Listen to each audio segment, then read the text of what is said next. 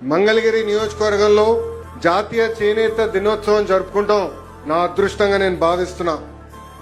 అందరూ చేనేతల్ని కార్మికులు అంటారు, కానీ చేనేత సోదరులు పడుతున్న కష్టాలు నేరుగా నేను చూశాను. దారానికి రంగు ఎక్కించేదాని దగ్గర నుంచి మగ్గాల పైన చేరనేసే వరకు అహర్నిశలు శ్రమిస్తారు, కష్టపడతారు, అద్భుతమైన డిజైన్స్ తీసుకొస్తారు. అందుకే నేతలందరినీ నేను చేనేత కళాకారులని ఈ సభాముఖంగా పిలుస్తున్నాను. 2019లో 21 రోజుల ముందల తెలుగుదేశం పార్టీ అభ్యర్థిగా మీ ముందరకు వచ్చా.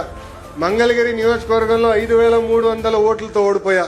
కానీ మంగళగిరి పట్టణం ఆనాడు నాకు 7000 ఓట్ల మెజారిటీ ఇచ్చింది. ఆనాడే నిర్ణయించాను, మా చేనేత సోదరులు నా సొంత కుటుంబ సభ్యులని. ఓడిపోయిన మొదటి రోజు నాకు బాధ ఆవేదన కలిగింది, కానీ రెండో రోజు నుంచి ఆ బాధ ఆవేదన నాలో కసి పెంచింది. ఎట్టి పరిస్థితుల్లో మరి 5 సంవత్సరాలు ఇక్కడనే పనిచేస్తాను, ప్రజలకి అందుబాటులో ఉంటానని నిర్ణయించుకున్నా.